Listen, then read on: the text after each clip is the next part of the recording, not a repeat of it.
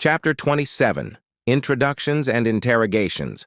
The convoy of 3 black vans pulled into the underground loading dock of the Parsons Command Center, their engines humming softly before falling silent. The cool, dimly lit space was alive with activity as analysts, technicians, and security personnel awaited the return of Peter and his team from their daring mission at the Pentagon. The faint hum of high-tech machinery echoed faintly against the walls, a testament to the state-of-the-art nerve center that ran like a well-oiled machine. The first van's doors opened with sharp precision as Peter stepped out, his presence commanding as always. Behind him, Henry climbed out, exhausted but managing to stay composed despite the chaos of the night. Major Amma followed, maintaining her unshakable composure like the seasoned soldier she was. Finally, Dunning, still bound by zip ties, was hauled out of the van by 2 soldiers, his disheveled appearance a far cry from the smug bravado he displayed earlier. 6 additional soldiers stepped out and quickly fanned around, securing the area as Peter took the lead. Peter addressed one of the soldiers, gesturing toward Dunning. Take him to the holding room. Prep him for interrogation. I won't be long. The soldier nodded crisply, his tone firm and obedient. Yes, sir. He grabbed Dunning forcefully by the arm, dragging him toward the far end of the room. The zip-tied sergeant stumbled briefly, but was shoved upright by the soldier's firm grip. Dunning shot a glare back over his shoulder toward Peter, but the latter didn't even acknowledge it. Peter's mind was already moving several steps ahead. The second van doors slammed open as Paul, Mangino, Charlie, Colonel Zeke, and 7 additional soldiers carefully stepped out. Paul walked at what could almost be called a nervous sprint, heading straight for the entrance to the command center along with Mangino and the soldiers. Charlie followed more leisurely, his calm demeanor belying the fact that he still carried the weight of the night's events on his shoulders. Zeke, however, stayed behind, pausing briefly as he looked to Major Amma, who was still standing at the side of the first van. When the 2 locked eyes, neither said anything for a moment, but they both knew why they were waiting. Zeke gestured toward the entrance, and Amma nodded, the 2 old comrades entering the command center side by side. As soon as they passed through the massive steel entrance, Zeke came to an abrupt stop, his jaw practically unhinging. His eyes swept across a scene unlike anything he'd ever witnessed. The Parsons Command Center wasn't just a base. It was a technological marvel that rivaled anything Zeke had seen during his long tenure in the military. Rows of monitors displayed everything from live satellite feeds to complex data models. Analysts sat at their stations, their fingers flying over keyboards as they monitored multiple screens. Engineers tinkered with devices in one corner, while technicians coordinated tasks in another. The lighting was bright but not overwhelming, and every inch of the space seemed surgically organized. It was the epitome of precision. Blinking rapidly and mesmerized, he responded in amazement. Good Lord, this place is incredible. Major Amma smirked faintly. Welcome to the revolution, Zeke, she said. This isn't just a command center. It's the heart of it all. Colonel Zeke ran a hand over his silver hair, his eyes wide as he spun slowly, trying to take it all in. It's like a kid being dropped in a toy store on Christmas morning. I've seen advanced setups, but this is something else. Major Amma nodded, smiling with quiet pride. And the technology here? Nothing comes close to Peter's mind. The man sees paths and equations the rest of us can't. But as brilliant as he is, his nephew and niece, they're the ones you should really be looking forward to meeting. Colonel Zeke's eyebrows shot up, his curiosity piqued. So wait, Parsons really has kids leading this operation? Never thought I'd see the day.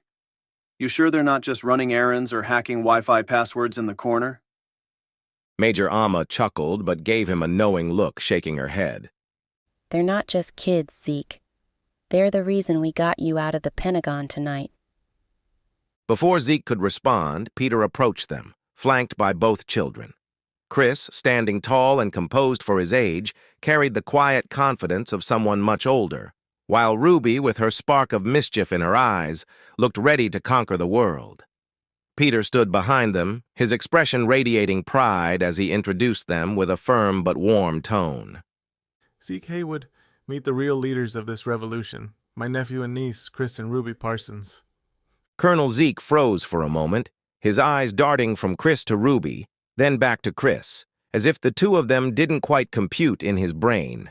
He blinked several times, even rubbing his eyes to make sure he wasn't hallucinating. You're kidding, right? He pointed vaguely at the kids with shock in his voice. These are the masterminds behind what just happened? The colonel addressed Ruby. What are you, like, 7? Ruby smirked and crossed her arms, her tone dripping with sarcasm as she responded.